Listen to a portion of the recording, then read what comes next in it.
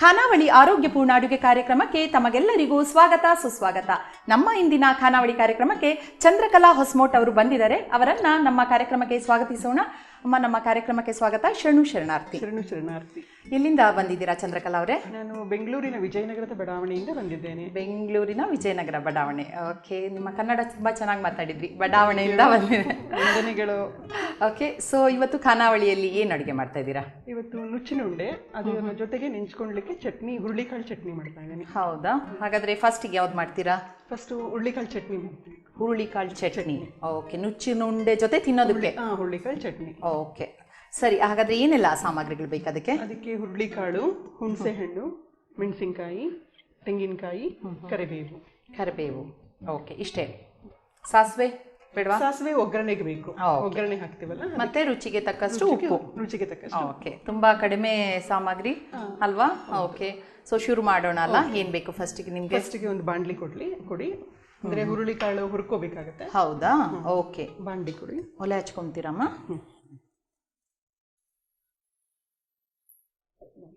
Okay, ಎಣ್ಣೆ ಬೇಕಾದಕ್ಕೆ? ಇಲ್ಲ, ಬೇಡ. ಹುರುಳಿಕಾಳು ಕೊಡಿ. ಓ, ಡ್ರೈಯಲ್ಲೇ ಹುರ್ಕೊಳ್ಳೋದಾ? ಡ್ರೈನಲ್ಲಿ ಹುರುಳಿಕಾಳು. ಓಕೆ, ಸರಿ. ಸ್ವಲ್ಪ ಹಾಕ್ತೀರಾ?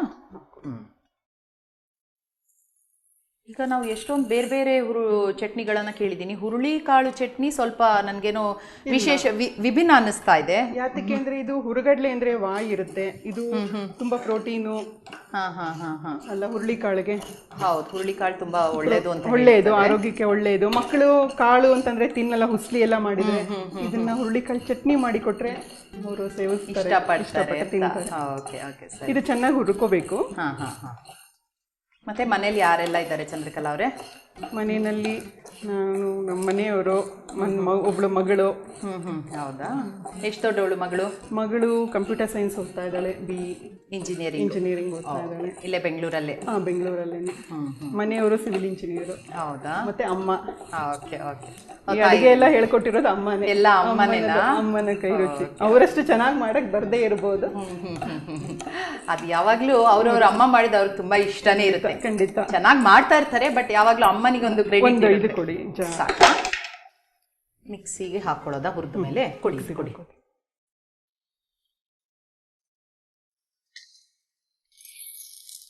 ಕರಿಬೇವು ಕೊಡಿ. ಇವಾಗ ಅದು ಮಾತ್ರ ಹುರ್ಕೊಳ್ಳೋದಾ ಅಥವಾ ಮತ್ತೆ ಹುರಿಯೋಕೆ? ಕರಿಬೇವು ಹುರಿಕೋತೀನಿ. ಕರಿಬೇವು ಆ ನಂತರ ಹಸಿಮೆಣಸಿನಕಾಯಿ ಹುರಿತೀನಿ. ಇದು ಜಾಸ್ತಿ ನೀವು ರೋಸ್ಟ್ ಆಗಬಾರ್ದು ಅಂತ ಆಫ್ ಮಾಡ್ಕೋಬಹುದು, ಅಂದ್ರೆ ಜಾಸ್ತಿ ಕರಡುತ್ತೆ ಅಂತ ರೀಸನ್ ಅಲ್ಲಿ. ಸರಿ. ಕರಿಬೇವು ಸ್ವಲ್ಪ ಹುರ್ಕೋಬೇಕು. ಕರಿಬೇವು ಹುರಿಬೇಕು. ಹಸಿ ಇದ್ರೆ ಚೆನ್ನಾಗಿರೋದಿಲ್ಲ, ಹಾಗಾಗಿ ಹುರಿದ್ರೆ ಚೆನ್ನಾಗಿ ಬರುತ್ತೆ. ಓಕೆ, ಕರಿಬೇವು ತುಂಬಾ ಆರೋಗ್ಯಕ್ಕೆ ಒಳ್ಳೇದು ಅಂತ ಹೇಳ್ತಾರೆ. ಹೌದು, ಕೂದಲಿಗೆಲ್ಲ ತುಂಬಾ ಒಳ್ಳೇದು. ಕೂದಲು ಕಪ್ಪಾಗಿರುತ್ತೆ, ಹಾಗಾಗಿ ಕೆಲವರು ಕರಿಬೇವೆಲ್ಲ ಹಾಕಿದ್ರೆ ಇದು ತಿನ್ನಲ್ಲ. ಇದು ಹುರಿದ್ಬಿಟ್ಟು ರುಬ್ಬಿ ಕೊಟ್ಟು. ನೀವು ರುಬ್ಬಿಡ್ತೀರಾ? ರುಬ್ಬಿಡ್ತೀನಿ. ಇದು ಒಳ್ಳೆ ಐಡಿಯಾ. ಇತ್ತೀಚೆಗೆ ನಾನು ತುಂಬಾ ಜನ ಕೇಳಿದ್ದೀನಿ ಆ ತರ ಮಾಡ್ತಾರೆ ಅಂತ. ಇಲ್ಲ, ಈಗ ದೊಡ್ಡವ್ರೇನ್ ಚಿಕ್ಕ ಮಕ್ಳು ಎಲ್ಲ ತೆಗೆದಿಟ್ಬಿಡ್ತಾರೆ ಒಗ್ಗರಣೆಗೆ ಹಾಕಿದ್ರೆ ತೆಗೆದಿರ್ತಾರೆ. ಒಗ್ಗರಣೆಗೂ ಹಾಕ್ತೀವಿ, ಇದು ಸೇರುತ್ತೆ. ಸರಿ. ಹಸಿಮೆಣಸಿನಕಾಯಿ ಕೊಡಿ. ಹಸಿಮೆಣಸು ಹುರ್ಕೊಂತೀರಾ? ಅದು ಅಸಿಡಿಟಿ ಆಗಲ್ಲ. ಇದು ಹಸಿಮೆಣಸಿನಕಾಯಿ ಹುರಿದು ಹಾಕಿದ್ರೆ ಅಸಿಡಿಟಿ ಆಗಲ್ಲ. ಎರಡೇ ಸಾಕು. ಖಾರ ಜಾಸ್ತಿ ತಿನ್ನಲ್ಲ. ಹೌದೌದು, ಖಾರ ಅಂದ್ರೆ ಸ್ವಲ್ಪ ಹೆದರಿಕೆ. ನೀವ್ ಹೇಳೋದು ಹಸಿ ತಿಂದ್ರೆ ಅಸಿಡಿಟಿ ಆಗುತ್ತೆ ಅಂತ. ಬಿಸಿ ಆಗಿದೆ ಅಲ್ಲ, ಹಾಗಾಗಿ ಆಫ್ ಮಾಡ್ತೀನಿ. ಸಾಕು, ತುಂಬಾ ಬಿಸಿ ಆದ್ರೆ ಸಾಕು. ಈ ತರ ಬಿಸಿ ಮಾಡಿದ್ರೆ ನೀವು ಹೇಳೋದು ಅಸಿಡಿಟಿ ಆಗೋದಿಲ್ಲ, ಆರೋಗ್ಯಕ್ಕೆ ಒಳ್ಳೆಯದು. ಆಯ್ತಾ? ಇನ್ನೇನಾದ್ರೂ ಹುರ್ಕೋಬೇಕಾ? ಏನಿಲ್ಲ. ಇದಕ್ಕೆ ಈಗ ಶುಂಠಿ ಕೊಡಿ. ಶುಂಠಿ ಹಾಕಿ, ಅಲ್ಲ ಬೆಳ್ಳುಳ್ಳಿ ಹಾಕಿ. ಶುಂಠಿ ಮತ್ತೆ ಬೆಳ್ಳುಳ್ಳಿ ಎರಡು? ಬೆಳ್ಳುಳ್ಳಿ ಹಾಕ್ತೀನಿ, ಸಾಕು. ಓಕೆ, ಸರಿ. ಶುಂಠಿ ಬೇಡವಾ? ಬೇಡ. ಬೆಳ್ಳುಳ್ಳಿ ಒಂದು ಹಾಕಿದ್ರೆ ಸಾಕು. ಬೆಳ್ಳುಳ್ಳಿ. ರುಚಿಗೆ ತಕ್ಕಷ್ಟು ಉಪ್ಪು ನೀವೇ ಹಾಕ್ಬಿಡಿ, ಯಾಕಂದ್ರೆ ನೀವೇ ಅಂದಾಜು ಮಾಡೋರಿಗೆ ಉಪ್ಪಂತೂ ತುಂಬಾ ಅಂದ್ರೆ ಜಾಸ್ತಿ ಆದ್ರೂ ಚೆನ್ನಾಗಿರಲ್ಲ, ಕಡಿಮೆ ಆದ್ರೂ ಚೆನ್ನಾಗಿರಲ್ಲ. ಸೊ ನೀವೇ ಸಾಕು. ಸಾಕಾ? ತೆಂಗಿನಕಾಯಿ ಎಷ್ಟು? ಒಂದು ಸ್ವಲ್ಪ. ಸ್ವಲ್ಪ. ಈಗ ಇದನ್ನ ಮಿಕ್ಸಿ ಮಾಡ್ಕೊಳ್ಳೋದಾ? ಓಕೆ. ನೀರು ಹಾಕೊಂಡೆ ಮಾಡ್ಲಾ ಅಥವಾ ಸ್ವಲ್ಪ ಮಾಡ್ಕೊಂಡ್ಬಿಡ್ಲಾ? ಓಕೆ, ಪುಡಿ ಮಾಡಿ ಆ ನಂತರ ನೀರು ಹಾಕಿದ್ರೆ ಸರಿ ಮಾಡಿ.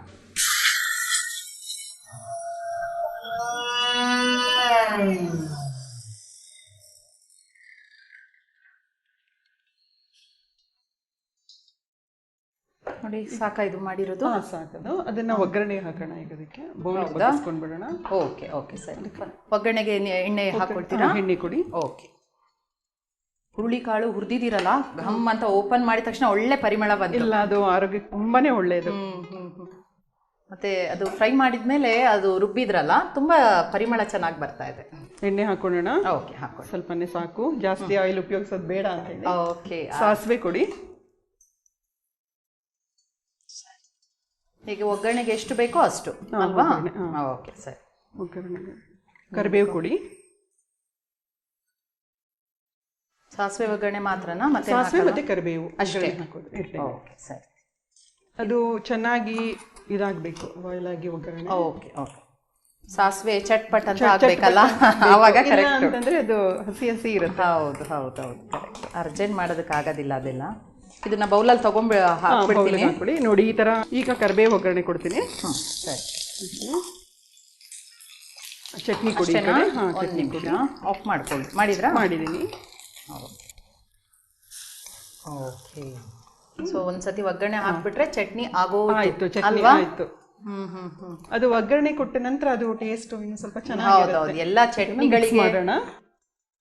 ಎಲ್ಲದಕ್ಕೂ ಒಗ್ಗರಣೆ ಚೆನ್ನಾಗಿರುತ್ತೆ. ಅಂದ್ರೆ ಇದು ಗಟ್ಟಿ ಇದೆ, ನಿಮ್ಗೆ ಸ್ವಲ್ಪ ಲಿಕ್ವಿಡ್ ಆಗ್ಬೇಕಂತಂದ್ರೆ ಬೇಕು ಅಂದ್ರೆ ಮಾಡ್ಕೊಳ್ಬಹುದು. ಎಷ್ಟು ಬೇಕೋ ಅಷ್ಟು ಹಾಕೊಳ್ಳಿ. ಸೊ ಚಟ್ನಿ ಈಗ ರೆಡಿ ಆಯ್ತು. ಈಗ ಇನ್ನೊಂದೇನೋ ಮಾಡ್ತೀನಿ. ಚಟ್ನಿಗೆ ನುಚ್ಚಿನ ಉಂಡೆ ಅಂತ ಮಾಡ್ತೀನಿ. ಚಟ್ನಿ ಜೊತೆ ಸವಿಯೋದಕ್ಕೆ ನುಚ್ಚಿನ ಉಂಡೆ. ಓಕೆ ಸರಿ. ಚಂದ್ರಕಲಾ ಅವರೇ, ಈಗ ಚಟ್ನಿ ರೆಡಿ ಆಗ್ಬಿಟ್ಟಿದೆ. ಸೊ ಅದಕ್ಕೆ ನುಚ್ಚಿನ ಉಂಡೆ ಮಾಡ್ತೀನಿ ಅಂತ ಹೇಳಿದ್ರಲ್ವಾ? ಓಕೆ ಸರಿ. ಅದಕ್ಕೆ ಏನೆಲ್ಲ ಸಾಮಗ್ರಿಗಳು?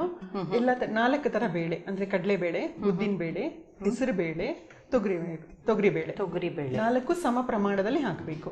ಓಕೆ. ಅದಕ್ಕೆ ಉಪ್ಪು. ಅದನ್ನ ನೀವು ನೆನೆಸಿದ್ದೀರಾ? 2 ಗಂಟೆ ಸಮಯ ನೆನೆಸಬೇಕು. ಅಂದ್ರೆ ನೀವು ಮಾಡೋದಕ್ಕೆ ಮೊದಲು 2 ಗಂಟೆ ಮೊದಲು ನೆನೆಸಿದ್ರೆ ಸಾಕು. ಸರಿ. ಅದಕ್ಕೆ ರುಚಿಗೆ ತಕ್ಕಷ್ಟು ಉಪ್ಪು, ಶುಂಠಿ, ಬೆಳ್ಳುಳ್ಳಿ, ತೆಂಗಿನಕಾಯಿ, ಮತ್ತೆ ನಿಮಗೆ ಖಾರಕ್ಕೆ ಎಷ್ಟು ಬೇಕೋ ಅದು 2 ಮೆಣಸಿನಕಾಯಿ ಹಾಕೋದು. ಈರುಳ್ಳಿ, ಹೆಚ್ಚಿಕೊಂಡಿರೋ ಈರುಳ್ಳಿ, ಸೊಪ್ಪುಗಳಲ್ಲಿ ಪುದೀನಾ ಸೊಪ್ಪು, ಕೊತ್ತಂಬರಿ, ಕರಿಬೇವು. ಅದನ್ನ ಚೆನ್ನಾಗಿ ತೊಳೆದು ಅದನ್ನ ಹೆಚ್ಚಿ ಪುದೀನಾನು ಹಾಕಿದ್ದೀರಲ್ಲ? ಪುದೀನಾ ಸಣ್ಣಗೆ ಕಟ್ ಮಾಡ್ಕೊಂಡು ಹಾಕೋದು. ಅದಕ್ಕೆ ನೀವು ಸಬ್ಸಿಗೆ ಸೊಪ್ಪು ಬೇಕಂದ್ರೆ ಅದನ್ನು ಸೇರಿಸಬಹುದು. ಮನೇಲಿ ಇತ್ತಂದ್ರೆ ಅದನ್ನು ಕೆಲವರಿಗೆ ಇಷ್ಟ ಆಗೋದಿಲ್ಲ ಅಂದ್ರೆ ಬೇಡ, ಇಷ್ಟಪಡೋದಿಲ್ಲ, ಹಾಗಾಗಿ ಅದನ್ನ ಹಾಕೋದಿಲ್ಲ. ಈಗ ಮೊದಲಿಗೆ ಕಡಲೆ ಬೇಳೆಗಳು ನೆನೆದಿರೋ ಬೇಳೆನ ಮಿಕ್ಸಿಗೆ ಹಾಕೊಂಡು ರುಬ್ಬಬೇಕು. ಹೌದಾ? Mixie jar ಕೊಡ್ಲಾ? ಮಿಕ್ಸಿ ಕೊಡಿ. ಬೇಳೆ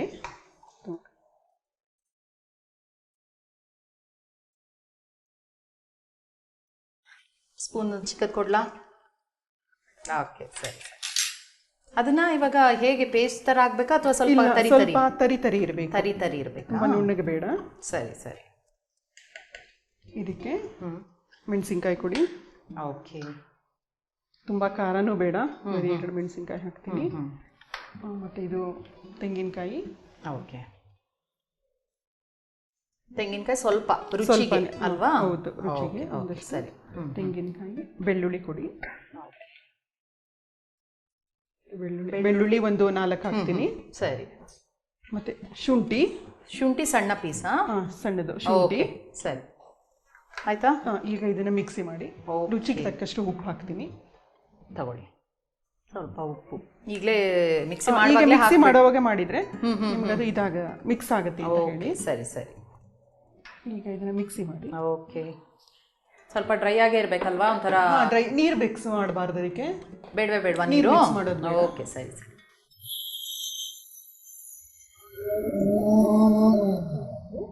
ಸ್ವಲ್ಪ ತರಿತರಿ ಆದ್ರೆ ಸ್ವಲ್ಪ ತರಿ ಆದ್ರೆ ಸಾಕಂತ ಹೇಳಿದ್ರಲ್ಲ? ಸಾಕಾ? ಸಾಕು. ಓಕೆ. ತುಂಬಾ ಪೇಸ್ಟ್ ಆದ್ರೆ ಚೆನ್ನಾಗಿರೋದಿಲ್ಲ. ಅದು ಒಂದು ಬೌಲ್ ಕೊಡಿ ಈಗ. ಓಕೆ. ಬೌಲ್ಗೆ ಈರುಳ್ಳಿ ಕೊಡಿ. ಓಕೆ. ಈರುಳ್ಳಿ ಎಷ್ಟು ಸಾಧಾರಣ ರುಚಿಗೆ ಎಷ್ಟು ಬೇಕೋ ನಾವು ಅಂದಾಜು ನೋಡ್ಕೊಳ್ಳೋದು. ಕೆಲವರು ಈರುಳ್ಳಿ ಹೆಚ್ಚಿಗೆ ತಿಂತಾರೆ, ಕೆಲವರು ಇಲ್ಲ. 1 ಸ್ಪೂನ್ ಕೊಡಿ. ಓಕೆ. ಮತ್ತೆ ಚಂದ್ರಕಲಾ ಅವರೇ, ಏನ್ ಮಾಡ್ತಾ ಇದ್ದೀರಾ? ನೀವೇನ್ ಮಾಡ್ತಿದ್ದೀರಾ? ನಾನು ವಾಣಿಜ್ಯ ತೆರಿಗೆ ಇಲಾಖೆಯಲ್ಲಿ ಇನ್ಸ್ಪೆಕ್ಟರ್ ಆಗಿ ವರ್ಕ್ ಮಾಡ್ತಾ ಇದ್ದೀನಿ. ಪೀಣ್ಯ ಬ್ರಾಂಚ್ ನಮ್ದು. Okay okay. ನಿಮ್ಮ ಮನೆಗೆ ಹತ್ರ ಆಗತ್ತಾ? ಇಲ್ಲ, ದೂರನಾ? ಕೊಡಿ. ಎಷ್ಟು ಗಂಟೆ ನೀವು ಬಸ್ಸಲ್ಲೇ ಕಳಿತೀರಾ ದಿನ? ಬಸ್ಸಲ್ಲಿ 2 ಅವರ್ಸ್. 2 ಅವರ್ಸ್ ಬಸ್ಸಲ್ಲೇ ಹೋಗ್ತೀರಾ ಅಥವಾ ಬೇರೆ ವೆಹಿಕಲ್ ಇದೆಯಾ? ಬಸ್ಸಲ್ಲಿ ಕೆಲವೊಮ್ಮೆ ವೆಹಿಕಲ್ ಆ ಥರ. ಈಗ ಇದಕ್ಕೆ ಅದು ಮಿಕ್ಸಿನಲ್ಲಿರೋ ಸಾಮಗ್ರಿನ ಹಾಕೋಣ, ಮಿಕ್ಸ್ ಮಾಡೋಣ. ನೋಡಿ ಪುದೀನಾ ಸ್ಮೆಲ್ ಬರ್ತಾ ಇದೆ. ಪುದೀನಾ ಅದೊಂದು ಒಳ್ಳೆ ಪರಿಮಳ, ಪ್ಲಸ್ ಅದು ತುಂಬಾ ಆರೋಗ್ಯಕ್ಕೆ ಒಳ್ಳೇದು. ಹೌದು, ಸೊಪ್ಪುಗಳಂತೂ ತುಂಬಾ ಒಳ್ಳೇದು, ಯಾಕಂದ್ರೆ ಹಸಿರು ತರಕಾರಿ ಅಥವಾ ಹಸಿರು ಸೊಪ್ಪು. ಹೌದು, ಕರಿಬೇವು ಹಾಕಿರ್ತೀವಿ, ಕೊತ್ತಂಬರಿ, ತುಂಬಾ ಒಳ್ಳೇದು. ನೀವು ಹೇಳ್ದಾಗೆ ಈ ಸೊಪ್ಪುಂದು ಇದು ಏನದು ದಾಲ್ ಮಾಡಿ ಅಥವಾ ಬೇರೆ ಸೊಪ್ಪಿದ ಹುಳಿ ಮಾಡಿಕೊಟ್ರೆ ಯಾರಿಗೂ ಅಂದ್ರೆ ಯಾವಾಗ್ಲೂ ಮಾಡ್ತಾರೆ, ಅಪರೂಪಕ್ಕೆ. ಓಕೆ, ಈ ತರ ಎಲ್ಲ ಒಂದು ತಿಂಡಿಯಲ್ಲಿ ಸೊಪ್ಪು ಹಾಕಿದ್ರೆ ಇಷ್ಟಪಟ್ಟು ಮಕ್ಕಳು ತಿಂತಾರೆ, ದೊಡ್ಡವ್ರಿಗೂ ಖುಷಿ ಆಗುತ್ತೆ. ಆಮೇಲೆ ಇದರಲ್ಲಿ ಎಣ್ಣೆ ಉಪಯೋಗಿಸಲ್ಲ ನೋಡಿ, ಹಂಗಾಗಿ BP ಮತ್ತೆ ಡಯಾಬಿಟಿಸ್ ಇರೋರಿಗೆಲ್ಲಾನು ಕೊಲೆಸ್ಟ್ರಾಲ್ ಅಂತ ಹೇಳ್ತಾರ, ಇದರಲ್ಲಿ ಯಾವುದೇ ರೀತಿ ಕೊಲೆಸ್ಟ್ರಾಲ್ ಇಲ್ಲ, ಎಲ್ಲ ಬೇಳೆಗಳು. ಹೌದು, ಈಗೆಲ್ಲರೂ ಮತ್ತೆ ಡಯಟ್ ಕಾನ್ಶಿಯಸ್ ಅಲ್ವಾ? ಹೌದು, ದಪ್ಪ ಆಗ್ಬಾರ್ದು, ಫ್ಯಾಟ್ ಬೇಡ ಅಂತ ಹೆಚ್ಚಿನವರು ಯೋಚನೆ ಮಾಡುವಾಗ ಎಂತದ ಮಾಡಿ ರುಚಿನೂ ಬೇಕು ನಮ್ಗೆ, ಎಣ್ಣೆನೂ ಕಡಿಮೆ ಇರಬೇಕು, ದಪ್ಪನೂ ಆಗ್ಬಾರ್ದು. ಎಣ್ಣೆ ಅಂತೂ ಯೂಸೇ ಮಾಡಲ್ಲ. ಸೊ ಇದೆಲ್ಲ ಹಳೆ ಕಾಲದ ಅಡುಗೆಗಳು. ಈಗಿನವರೆಲ್ಲ ಇದು ಯಾವ ಕಡೆದು ಇದು ಆಕ್ಚುಲಿ? ಇದು ಅಂದ್ರೆ ಯಾವ್ದಾದ್ರು ಶೈಲಿ ಎಲ್ಲ ಕಡೆ ಮಾಡ್ತಾರ ಅಥವಾ ಉತ್ತರ ಕರ್ನಾಟಕನ ಹೇಗೆ? ಇದು ಇಲ್ಲ, ಉತ್ತರ ಕರ್ನಾಟಕ ಅಂತೇನಲ್ಲ, ಎಲ್ಲ ಕಡೆನೂ ಮಾಡ್ತಾರೆ. ನೀವೆಲ್ಲಿನ ಯಾವ ಅಡುಗೆ ಮಾಡುವಂತದ್ದು, ಯಾವ ಶೈಲಿ ಅಡುಗೆ ಮನೆಯಲ್ಲಿ?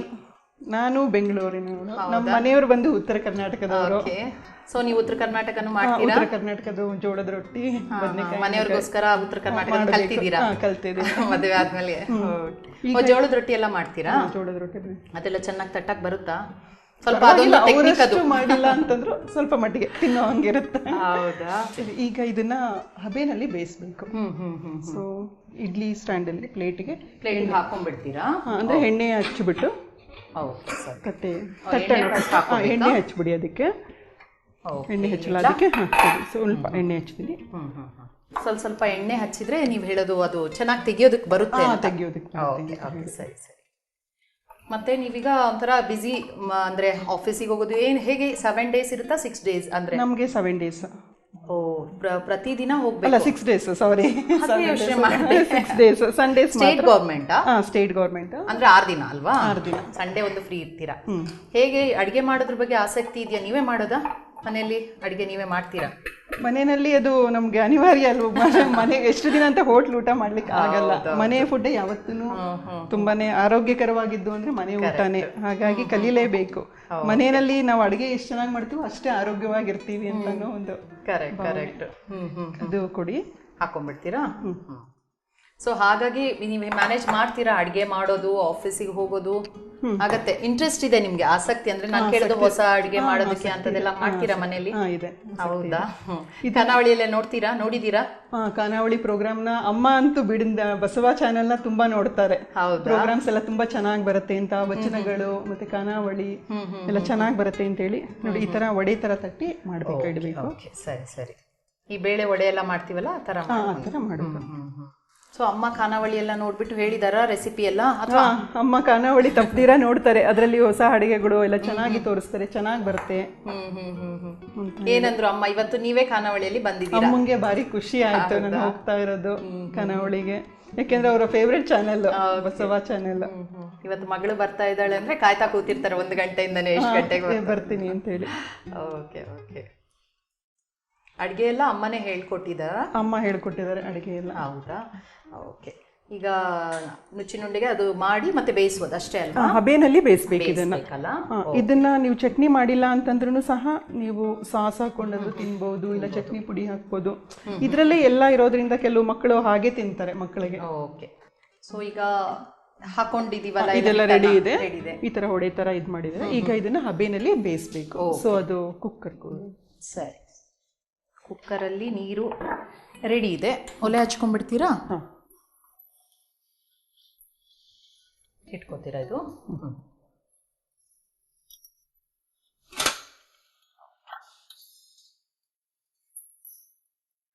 ಇದು ಮುಚ್ಚಳ ಕೊಡಿ. ಇದು ಇವಾಗ ರೆಗ್ಯುಲರ್ ಇಡ್ಲಿ ಅಷ್ಟೇ ಟೈಮ್ ಆಗುತ್ತಾ ಅಥವಾ ಸ್ವಲ್ಪ ಜಾಸ್ತಿ ಟೈಮ್ ಬೇಕು? ಇಲ್ಲ, ಇಡ್ಲಿ ಅಷ್ಟೇ ಆಗುತ್ತೆ. ಇಡ್ಲಿ 10 to 15 ಮಿನಿಟ್ಸ್ಗೆ ಇದು ಆಗ್ಬಿಡುತ್ತೆ. ಸೇಮ್ ಇವಾಗ ರೆಗ್ಯುಲರ್ ಇಡ್ಲಿ ಮಾಡ್ತೀವಲ್ಲ ಆ ತರ ಸೇಮ್ ಅದೇ ತರಾನೇ 15 ಮಿನಿಟ್ಸ್ಗೆಲ್ಲನು. ಇದಿವಾಗ ತಿಂಡಿಗೆ ಮಾಡೋದಾಯ್ತು ನುಚ್ಚಿನುಂಡೆ ಅಂದ್ರೆ? ನುಚ್ಚಿನುಂಡೆ ಬೆಳಗಿನ ಅಂದ್ರೆ ಬ್ರೇಕ್ಫಾಸ್ಟ್ಗೆ ಮಾಡಿದ್ರೆ ಹೌದು, ಹೆಲ್ತಿ ಆಗಿರುತ್ತೆ. 4 ಕಾಳುಗಳನ್ನ ಹಾಕೊಂಡಿದ್ದೀರಾ ಯೂಶಲಿ ಬೇಳೆಗಳು. ಇನ್ನೂ ಏನಾದ್ರು ಕಾಳೆಲ್ಲ ಹಾಕೋಬಹುದು ಇದಕ್ಕೆ? 4 ಬೇಳೆ ಸಾಕು. ಅಕಸ್ಮಾತ್ ಒಂದ್ ಬೇಳೆ ಇಲ್ದಿದ್ರು ಪರವಾಗಿಲ್ಲ, ಆದ್ರೆ ಎಕ್ಸ್ಟ್ರಾ ಹಾಕಿದ್ರೆ ರುಚಿ ಚೆನ್ನಾಗಿರುತ್ತೋ ಅಂತ ಹೇಳಿ. ಸೊ ಯೂಶಲಿ ಇದನ್ನ ಮಾಡೋದು ಈ 4 ಬೇಳೆಗಳು. 4 ಬೇಳೆ ಮತ್ತೆ ಸೊಪ್ಪುಗಳು ಹಾಕಿ ಮಾಡಬೇಕು. ಸೊಪ್ಪು ಮತ್ತೆ ಈರುಳ್ಳಿ ಇರಬೇಕು ಟೇಸ್ಟಿಗೆ. ಸರಿ ಸರಿ. ಬೇರೆ ಇನ್ನೇನ್ ತಿಂಡಿಗಳನ್ನ ಮಾಡ್ತೀರಾ ನೀವು? ಬೇರೆ ಏನಾದ್ರೂ, ಅಥವಾ ಮಾಮೂಲಿ ಇಡ್ಲಿ ದೋಸೆ ಅಂತೂ ಎಲ್ಲರೂ ಬೆಂಗಳೂರು ಕಡೆ ಮಾಡೇ ಮಾಡ್ತಾರೆ. ಉತ್ತರ ಕರ್ನಾಟಕದ್ದು ಏನ್ ತಿಂಡಿಗಳಿದೆಯಾ ಯಾವ್ದಾದ್ರು ಮಾಡೋದು? ಕರ್ನಾಟಕದ್ದು ಅಂದ್ರೆ ಸ್ವೀಟ್ ಅಲ್ಲಿ ಶೇಂಗಾ ಹೋಳಿಗೆ, ಮತ್ತೆ ಇದು ಜುನ್ಕ ಕಡಲೆ ಹಿಟ್ಟಲ್ಲಿ, ಬದನೆಕಾಯಿ ಹೆಣ್ಗಾಯಿ, ಅದೆಲ್ಲ ತುಂಬಾ ಚೆನ್ನಾಗಿರುತ್ತೆ. ಅಲ್ಲಿ ಫೇಮಸ್. ರುಚಿನೇ ಬೇರೆ, ಜೋಳದ ರೊಟ್ಟಿ ಮತ್ತೆ ಹೆಣ್ಗಾಯಿ ಅಂದ್ರೆ ರುಚಿ ಇರುತ್ತೆ. ಹೌದೌದು. ಸೊ ಅಡ್ಗೆ ಬಗ್ಗೆ ಟೈಮ್ ಅಂದ್ರೆ ಮಾಡ್ತೀರಾ ಟೈಮ್ ಇದ್ದಾಗ? ಬೆಳಿಗ್ಗೆ ತುಂಬಾ ಗಡಿಬಿಡಿ ಆಗಲ್ವಾ? ಖಂಡಿತ ಗಡಿಬಿಡಿ ಆಗೇ ಆಗತ್ತೆ. ಎಷ್ಟು ಟೈಮ್ ಇದ್ರೂ ಸಾಕಾಗೋದಿಲ್ಲ ಬೆಳಗ್ಗೆ ಹೊತ್ತು. ಸರಿ ಸರಿ. ಆದ್ರೆ ಏನೋ ಒಂದು ಮಾಡ್ಬೇಕು, ಅಡ್ಗೆನೂ ಚೆನ್ನಾಗಿರ್ಬೇಕು, ಆಫೀಸಿಗೆ ಹೋಗ್ಬೇಕು ಅಂತ ಬ್ಯಾಲೆನ್ಸ್ ಮಾಡ್ತಾ ಇದ್ದೀರಾ. ಹೌದು, ಖಂಡಿತ. ಮತ್ತೆ ಏನಾದ್ರು ಫ್ರೀ ಟೈಮ್ ಅಲ್ಲಿ, ಅಂದ್ರೆ ಈಗ ಸಂಡೇ ರಜೆ ಅಲ್ವಾ, ಏನ್ ಮಾಡ್ತೀರಾ ನೀವೇನಾದ್ರೂ? ಸಿಂಗಿಂಗ್, ಹಾಡು ಹೇಳೋದು, ವಚನ ಹೇಳೋದು ಎಲ್ಲ ಇದೆಯಾ? ಮನೆಯಲ್ಲಿ ವಚನ ಹೇಳ್ತೀವಿ. ಹೌದಾ? ವಚನ ಹಾಡುಗಳು ಹೇಳ್ಕೊತೀವಿ ಮನೆಯಲ್ಲಿ. ಅಂದ್ರೆ ನನ್ನ ಪಾಡಿಗೆ ನಮ್ಮ ಮನೆಯಲ್ಲಿ ಹೇಳ್ಕೊಳ್ಳೋದು, ಏನಾದ್ರೂ ಕೆಲಸ ಮಾಡುವಾಗ ಹೇಳ್ತಾ ಮಾಡೋದು.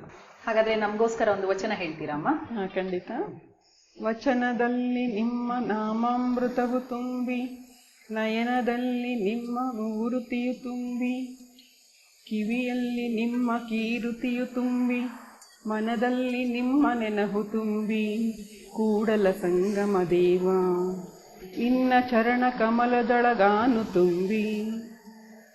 ತುಂಬಾ ಚಿಕ್ಕದಾಗಿ ಚೊಕ್ಕದಾಗಿ ತುಂಬಾ ಸರಳ ರೀತಿಯಲ್ಲಿ ಹೇಳಿ ಮುಗಿಸ್ಬಿಟ್ರಿ.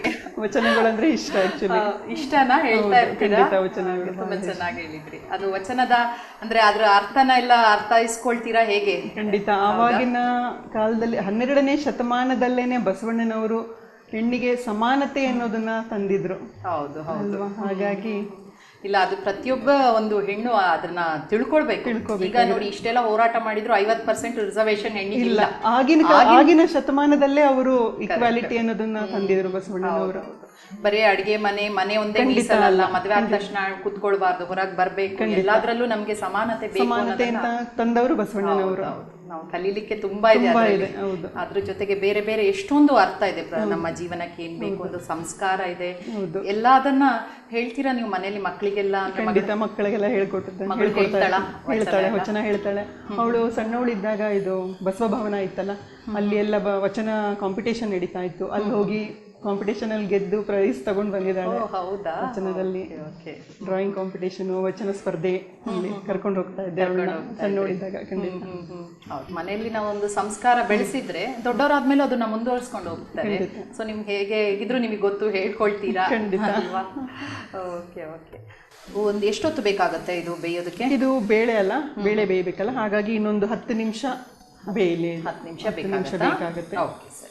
ಆಗಿದೆಯಾ ಚಂದ್ರಕಲಾ ಅವರೀಗ? ಹಾಗಿರುತ್ತೆ, ತೆಗಿಲ್ಲ. ಓಕೆ.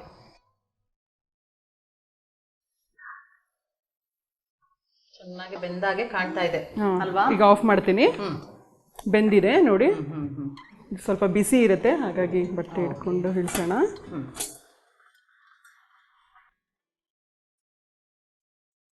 ಒಂದು ಇದು ಕೊಡಿ, ಪ್ಲೇಟ್ ಕೊಡಿ, ಮತ್ತೆ ಒಂದು ಸ್ಪೂನ್ ಹಿಂಗ್ ಮುಟ್ಟು ನೋಡಿದ್ರೆ ಬಿಸಿ ಅಂಟೋದಿಲ್ಲ, ಹಾಗಾಗಿ ಬೆಂದಿದೆ ಅಂತ. ಒಂದು ಪ್ಲೇಟ್ ಕೊಡಿ, ತೆಗಿತೀನಿ. ಸೊ ಫುಲ್ಲು ಬೆಂದು ಬಿಸಿ ಬಿಸಿಯಾಗಿ ಏನೋ ಒಂಥರ ಬೇರೆ ತರ ಕಾಣ್ತಾ ಇದೆ. ಸೊಪ್ಪು ಹಾಕಿದ್ದೀರಾ, ಡಿಫ್ರೆಂಟ್ ಆಗಿ ಕಾಣ್ತಾ ಇದೆ. ಹೌದು. ಓಕೆ.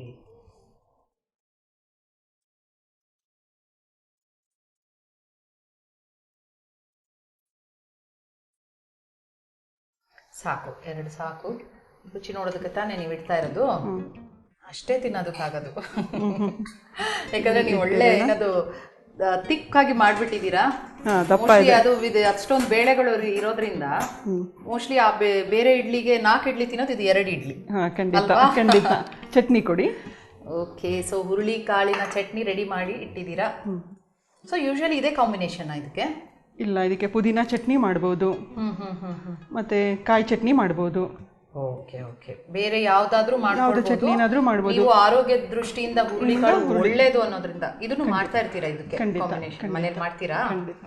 ಓಕೆ ಸರಿ. ಈಗ ಇದು ನುಚ್ಚಿನ ಹುಂಡೆ ಹಾಗೂ ಹುರುಳಿಕಾಳು ಚಟ್ನಿ ರೆಡಿ. ತಿಂದು ನೋಡಿ, ರುಚಿ ಹೇಳಿ. ಖಂಡಿತ ಹೇಳ್ತೀನಿ.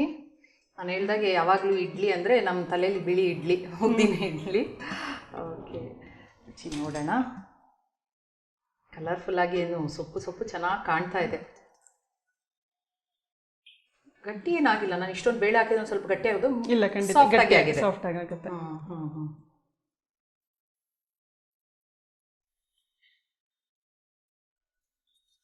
ತುಂಬಾ ರುಚಿ ಇದೆ. ನಿಮ್ಮ ಮನೆಯವರ ಉತ್ತರ ಕರ್ನಾಟಕ ಶೈಲಿಯಲ್ಲಿ ಹೇಳಬೇಕು ಅಂದ್ರೆ ಭಾರಿ ಚಲೋ ಐತ್ರಿ. ಯಾಕಂದ್ರೆ ಇದು ಇನ್ನೊಂದು ಹೇಳ್ತೀನಿ, ಬರೇ ಇದನ್ನೇ ತಿನ್ಬೋದು, ಇಡ್ಲಿ ಮಾತ್ರ ಉಂಡೆನೆ. ಖಂಡಿತ. ಇದು ಆಪ್ಷನಲ್. ಇನ್ನೊಂಚೂರು ಸ್ವಲ್ಪ ಅದು ಸ್ಪೈಸಿ ಟೇಸ್ಟ್ ಕೊಡ್ತಾ ಇದೆ, ಸ್ವಲ್ಪ ಖಾರ ಆಗಿ. ಆದ್ರೆ ಇದಕ್ಕೆ ಮೋಸ್ಟ್ಲಿ ತುಪ್ಪ ಮೇಲೆ ಏನಾದ್ರು ಹಾಕೊಂಡು ತಿನ್ಬಿಟ್ರೆ ಟೈಮ್ ಇಲ್ದಿದವ್ರಿಗೆ ಚಟ್ನಿ ಮಾಡೋದೇ ಬೇಕಾಗಿಲ್ಲ, ತುಪ್ಪ ಹಾಕೊಂಡು ತಿನ್ಬೋದು. ಹೌದೌದು. ತುಂಬಾ ಚೆನ್ನಾಗಿರುವ 2 ಅಡುಗೆಗಳನ್ನ ಇವತ್ತು ಖಾನಾವಳಿ ಕಾರ್ಯಕ್ರಮದಲ್ಲಿ ಮಾಡಿದ್ದೀರಾ. ನಮ್ಮ ಖಾನಾವಳಿ ತಂಡದ ಪರವಾಗಿ ನಿಮಗೆ ಧನ್ಯವಾದಗಳು. ಶರಣಾರ್ಥಿ.